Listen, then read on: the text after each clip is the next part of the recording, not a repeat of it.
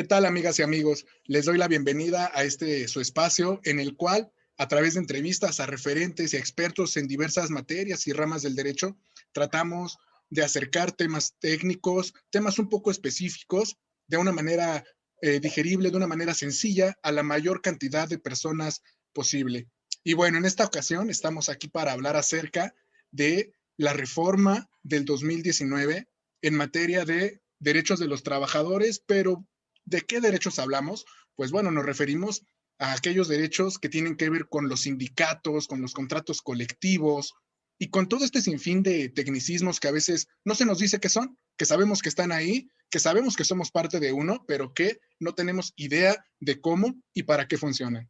Y bueno, en esta ocasión tenemos a una invitada muy especial.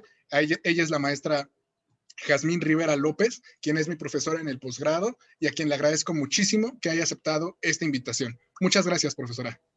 Gracias a ti, Oscar. Es para mí un gusto compartir contigo este espacio y con las personas que nos ven y nos escuchan. Muchas gracias, profesora.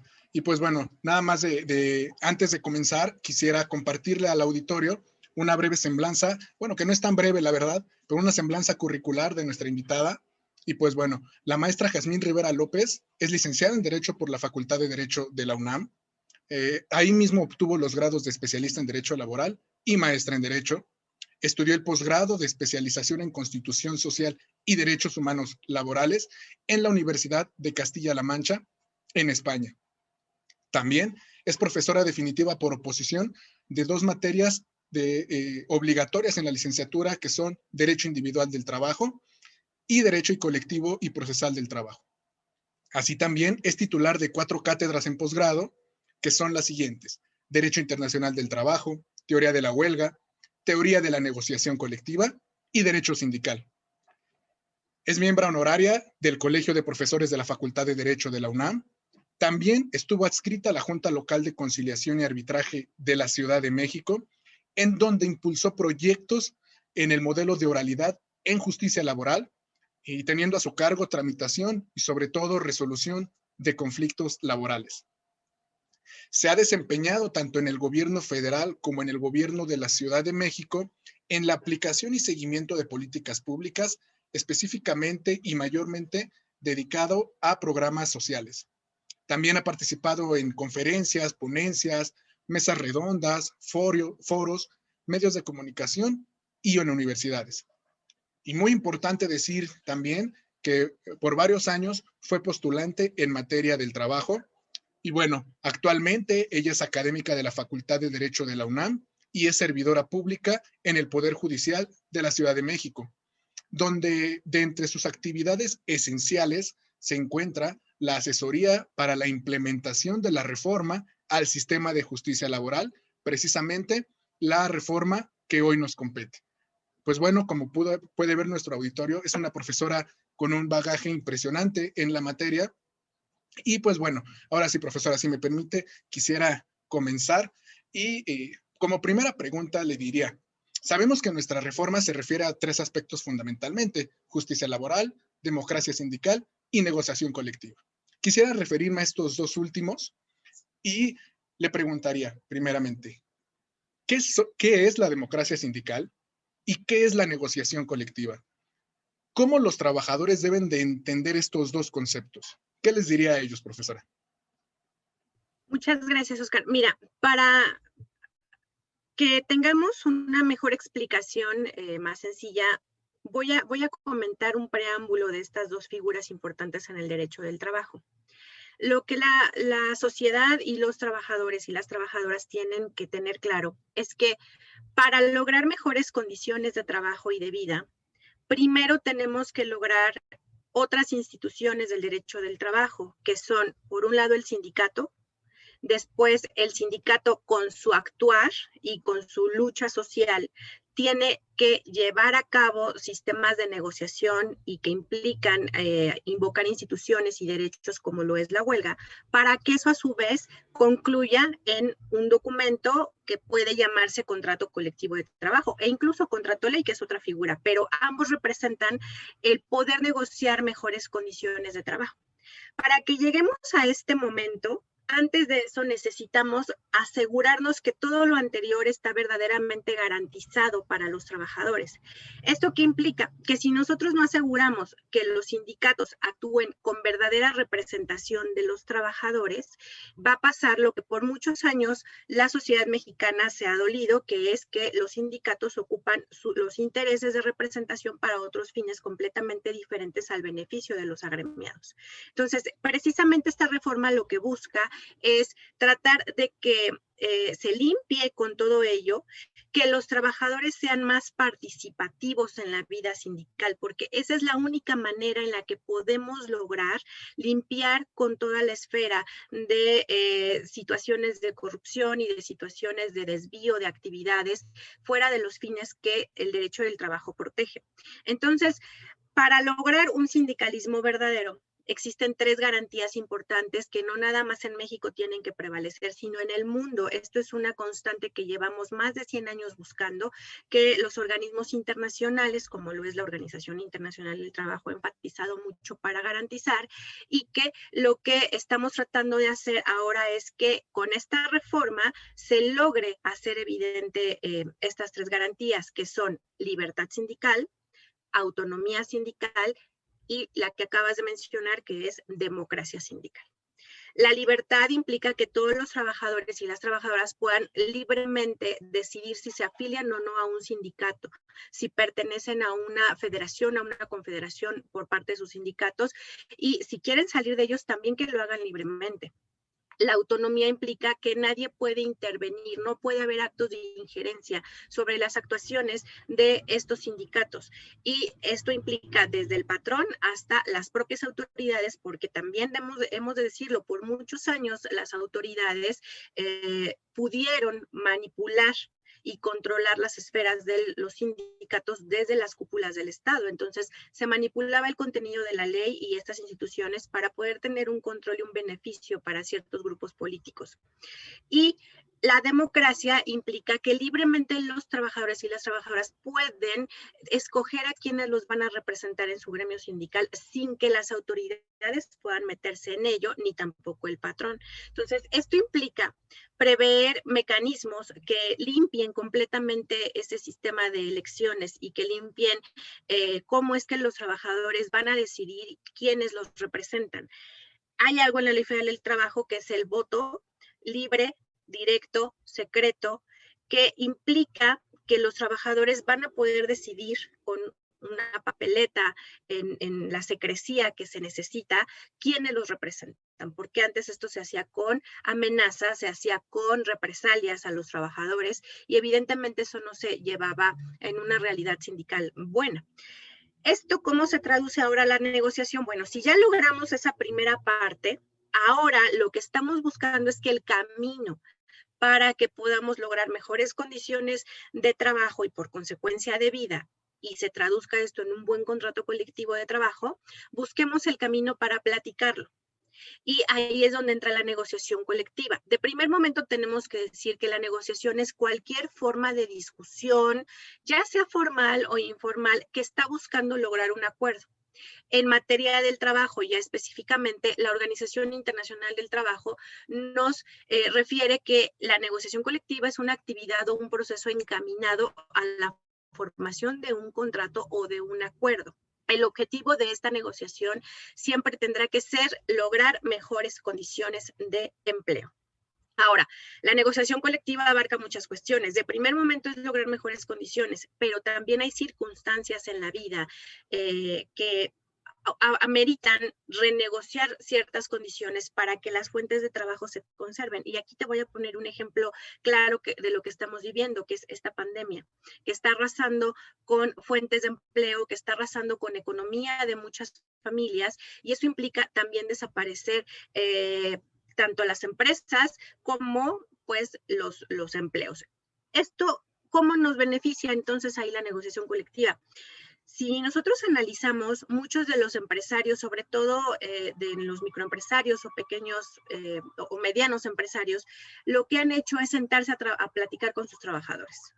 Y entonces ponen en la mesa qué es lo que ellos pueden lograr y qué es lo que pueden ceder de un lado y de otro. Eso es una negociación. y han podido, hasta el día de hoy todavía algunos, sobrevivir las fuentes de trabajo y sobrevivir con lo que entre los dos han negociado y han acordado.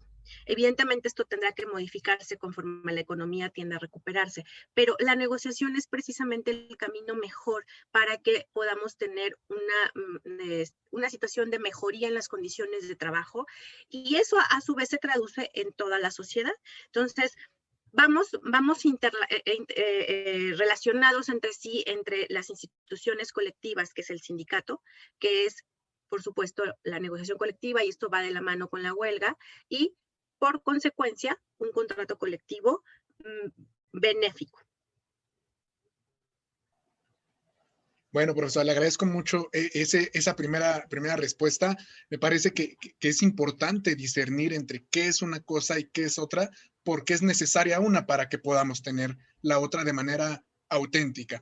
Y bueno, siguiendo ahora sí que con las interrogantes que queremos ir descifrando en este espacio, ¿cuáles considera que son los cambios más grandes en la legislación a raíz de esta reforma de 2019?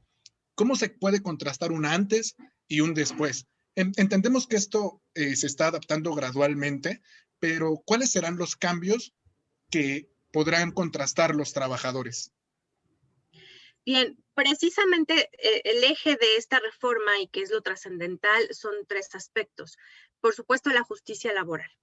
La justicia, por un lado, ha sido una justicia derivada de cuestiones históricas que busca el acercamiento entre los sectores que intervienen en un conflicto del trabajo, patrón, trabajador y autoridad. Entonces, en el año de 1917 nacen ahí las juntas de conciliación y arbitraje con el objetivo de que sean más ágiles los procedimientos, que tenga cercanía y que pueda haber esa negociación de la que acabamos de hablar en las diferentes escalas, desde entre lo individual, porque puede ser con una conciliación, hasta lo grande, que puede ser con una negociación colectiva. Entonces, nacen de esa manera las juntas. Conforme pasan los años, van funcionando en las primeras décadas porque las características de la sociedad en turno lo permitían. La población, su cantidad de población del país permitía que fueran desahogando poco a poco los conflictos laborales. Pasan los años y se presentan varios factores que van en contra de la justicia del trabajo. Uno de los factores es el crecimiento de la población y por consecuencia también de las fuentes de empleo, de la economía, y se desbordan las cargas de trabajo en las juntas de conciliación y arbitraje. Eso a su vez se acompaña con un abandono por parte de las autoridades en no destinar el recurso necesario en cuanto a presupuestos para que se dotaran de los suficientes recursos humanos y materiales para agilizar las cargas de trabajo. Y también del otro lado tenemos que decirlo, malas prácticas en los procedimientos del trabajo de los contendientes en el litigio, porque pues abusaban de las instituciones que nos permitía la Ley Federal del Trabajo para que pues se retrasaran los procedimientos. Y si eso sumamos el desborde de las cargas de trabajo, generó retraso excesivo en la justicia laboral. Entonces, quienes de nuestros escuchas nos han podido acompañar en algún procedimiento del trabajo, seguramente han visto lo tardado que es el poder lograr la conclusión de un procedimiento del trabajo en la justicia previa a la reforma en las juntas de conciliación. Hay audiencias que son suspendidas por las cargas de trabajo, algunos procedimientos duran años. Entonces, todo esto evidentemente desgasta. Y una de las características que cualquier sistema de justicia, no importa la materia, tiene que ser es pronto, es ágil, es un principio constitucional. Entonces, esto se sale de las manos y ahí es cuando se comienzan los estudios para ver pues las diferentes opciones en la justicia laboral. Desde ya hace muchos años doctrinarios estaban estudiando cuál era la viabilidad. Y dentro de estas propuestas, una de ellas era incorporar la justicia del trabajo a los poderes judiciales.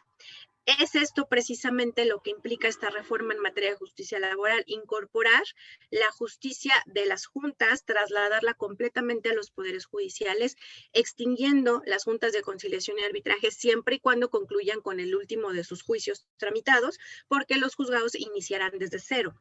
Entonces, prácticamente de primer momento es eso. Segundo, se cambia completamente el procedimiento. Los procedimientos se renuevan, se busca agilizar la tramitación, se busca sí ponderar la oralidad, la seguimos conservando, pero también tiene una parte escrita el procedimiento.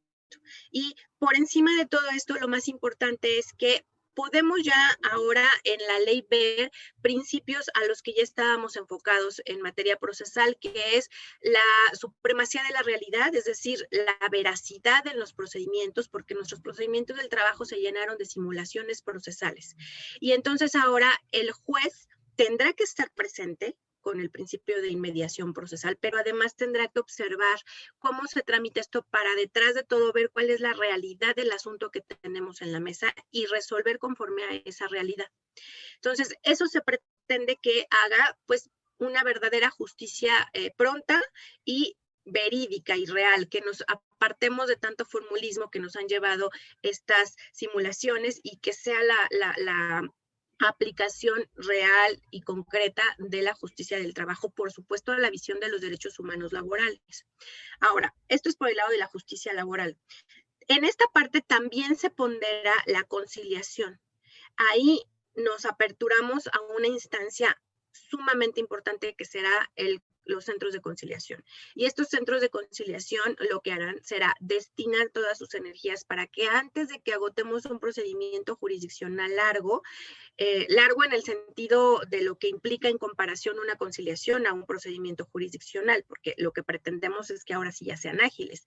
Pero independientemente de eso, todos los juicios implican desgaste, implican un costo para las partes, ¿no? Para los contendientes. Entonces, lo que se está apostando también es reducir todos esos juicios por medio de una conciliación.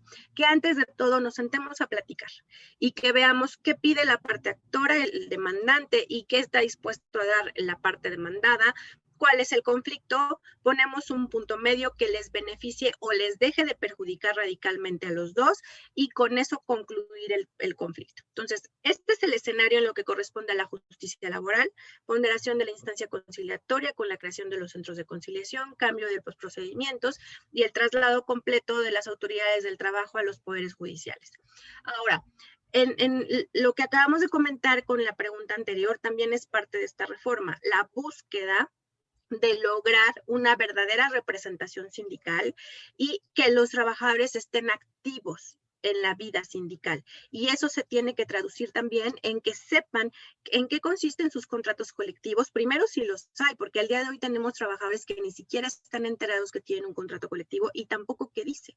Entonces, la idea es esa, que los trabajadores sepan que tienen un contrato colectivo, sepan qué beneficios tiene ese contrato colectivo y cuál es el momento en el que ellos van a reclamar mejores condiciones de trabajo, que estén activos, que estén vigilantes sobre sus representantes sindicales. Y bueno, realmente la reforma abarca varias cuestiones, abarca incluso cuestiones de equidad de género, abarca fortalecimiento de las instituciones colectivas, una modificación muy grande a los paradigmas que teníamos nosotros ya arraigados en nuestra materia del trabajo, tiende ya ahora a cambiar completamente. Y en conclusión, yo te puedo decir que implica, ya dejando los detalles no menos importantes, pero sí ya más específicos, te puedo decir en conclusión que esta reforma obliga a tener más responsabilidad y profesionalismo en todos los actores que van a estar interviniendo en la justicia del trabajo, absolutamente en todos. Desde las autoridades jurisdiccionales, las administrativas como los centros, también las autoridades de registro y los litigantes. Entonces, esta reforma, pues bueno, pretende cambiar y renovar completamente lo que se vivía anteriormente en la justicia del trabajo. Muchas gracias, profesora Jazmín. Siguiendo justamente con esta última parte que tocó, nos habla de una participación que deberá de ser más activa por parte de los trabajadores, pero también en la reforma hay algo acerca del acercamiento que precisamente ahora el sindicato tiene que hacer respecto de los trabajadores. Y aquí le quisiera preguntar, en materia colectiva, ¿en qué se traduce para los trabajadores?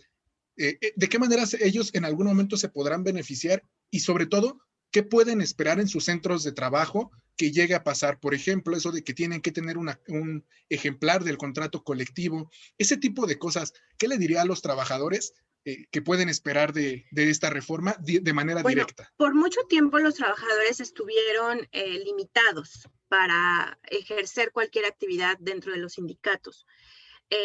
No eran tomados en cuenta. Al día de hoy van a ser tomados en cuenta. El sindicato tiene la obligación incluso de que para que se pueda registrar un contrato colectivo, tiene que tener el aval del acuerdo de los trabajadores, es decir, tiene que estar aprobado por los propios trabajadores y hacer las consultas que considere necesario para primero informar y pedir la aprobación.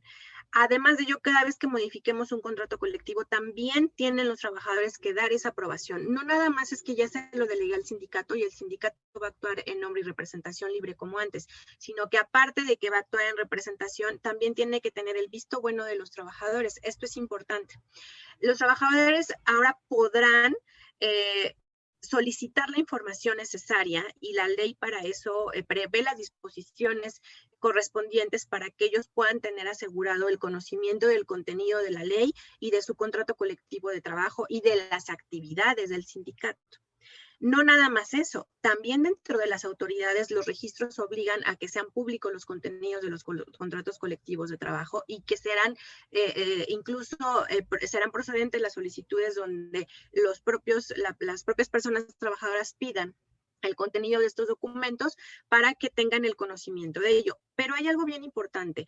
No nada más es que los trabajadores van a esperar, por supuesto que pueden esperar un cambio si lo ejercitan, pero también tienen que poner de su parte. También la clase trabajadora la entendemos que está agotada por muchos años de poco crecimiento en condiciones de empleo, incluso en retroceso porque ha disminuido el poder adquisitivo. Pero además de eso, pues por las malas prácticas de los sindicatos. Sin embargo, al día de hoy es cuando los trabajadores tienen todas las herramientas necesarias para que ejerciten las acciones correspondientes, pero tienen que estar activos. Ahora sí tienen que estar activos porque es un trabajo conjunto de clase trabajadora, por supuesto, clase patronal, las autoridades y los sindicatos. Si no es así, no vamos a tener buenos resultados.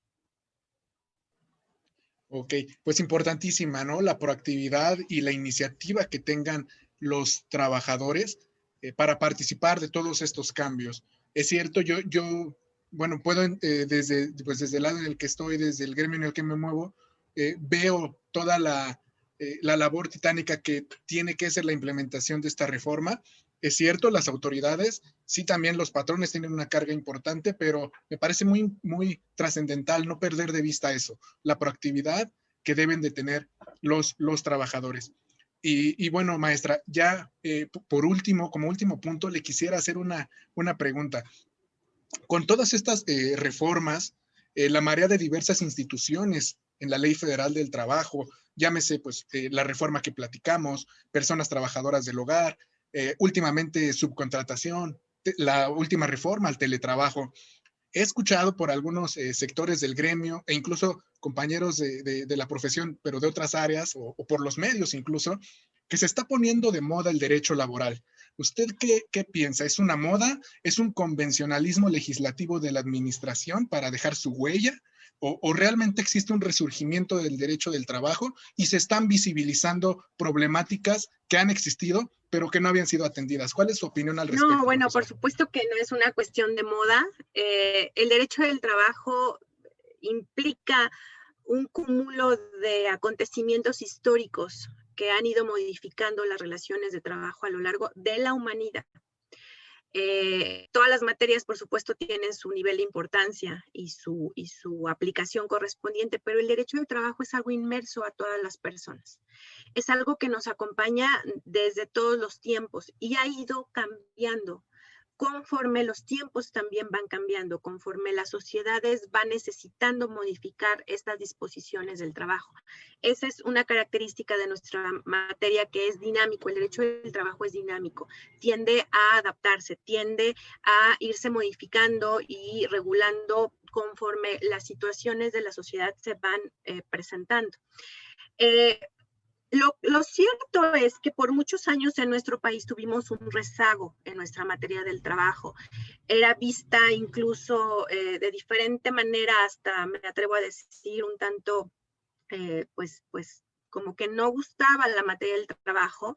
En los comentarios cotidianos era muy común escuchar, o todavía incluso sigue siendo muy común escuchar, que no es algo que interese a muchos sectores. Hay otras materias un tanto más, pues para algunos en la aplicación menos pesadas, que ir a una junta de conciliación arbitraje con las instalaciones como se encontraban, el hacinamiento, etcétera.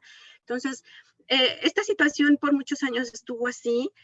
Sin embargo, el fondo de la materia es un fondo precioso, es un fondo maravilloso, que es la justicia social, y que el trabajo nos acompaña absolutamente a todos los que trabajamos para tener un ingreso para nuestro modo de vivir de diferentes niveles, ¿no? Porque aún los que tienen ingresos muy altos son trabajadores. Entonces, eso por un lado, y del lado de los empresarios tampoco se pueden exceptuar de la aplicación del derecho del trabajo. Entonces, es una materia que ha estado siempre, pero que sí estuvo en el rezago, y que también aportaba mucho este rezago la situación de que no era parte de los poderes judiciales y que se encargaba de su justicia una autoridad que podía ser jurisdiccional, pero administrativa, pero no era del Poder Judicial, pero no estaba con todas las condiciones adecuadas. Entonces, si bien se presentó todo esto, ahora, afortunadamente, llegaron las situaciones de las condiciones de trabajo a un nivel que ya no era posible sostener. Y digo afortunadamente no porque genere gusto el que las condiciones sean difíciles, sino porque ya llegamos al momento del cambio. Debo decir que hubo una evidencia de México ante la Organización Internacional del Trabajo hace unos años, donde se puso ahí en evidencia las situaciones que vivía o que vivimos en nuestro país con los famosos contratos colectivos de protección, que violentan completamente lo que acabamos de decir: libertad, autonomía y democracia sindical. Entonces, esto, pues bueno, ya también con la presión internacional obligó a que nuestro país cambiara esto y otros elementos que son largos de platicar, pero obligó a que ya buscara cambiar. Y también tenemos que decirlo, vino otro sistema político, estemos de acuerdo o no estemos de acuerdo, pero está impulsando de alguna manera reformas. Yo creo que es el momento en el que estamos volteando a ver la materia que había estado abandonada y que la estamos adaptando a las necesidades y estamos tratando de remediar los problemas que se tenían anteriormente. No va a ser rápido, no va a ser sencillo, porque nuestra sociedad mexicana normalmente busca que los cambios sean rápidos y si no, no sirven. Esto va a ser paulatino porque llevamos 100 años con un sistema de justicia laboral completamente diferente.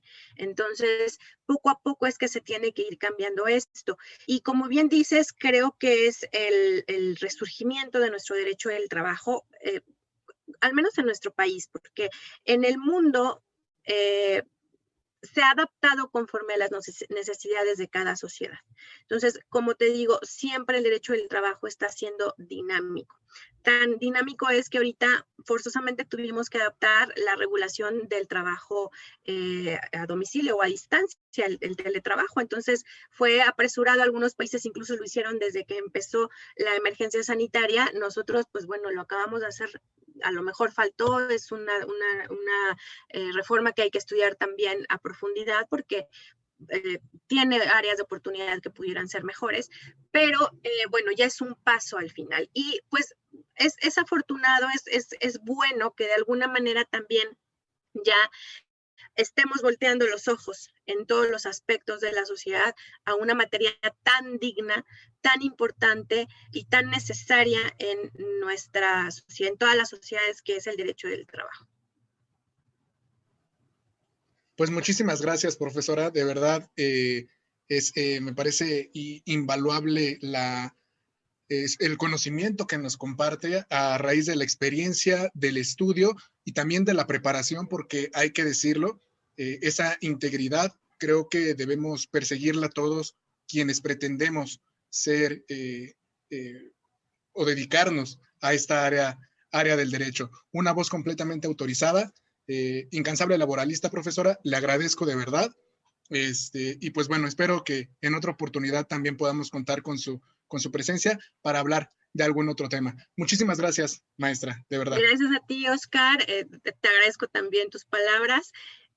Y lo único que te puedo decir es reconocerte por este espacio. Me alegra mucho que los jóvenes estudiantes de licenciatura de nuestra universidad no nada más estén interesados en terminar su carrera y acreditar sus materias, sino que además se interesen a profundidad y divulguen el conocimiento tanto en el sector estudiantil como para la sociedad en general. Yo te felicito y te incentivo para que sigas con estos proyectos, porque en verdad a todas luces son benéficos para la sociedad. Muchísimas gracias, profesora, de verdad. Y pues aquí la esperamos más adelante con algún otro tema. Hasta luego, profesora. Claro que sí. Buen día.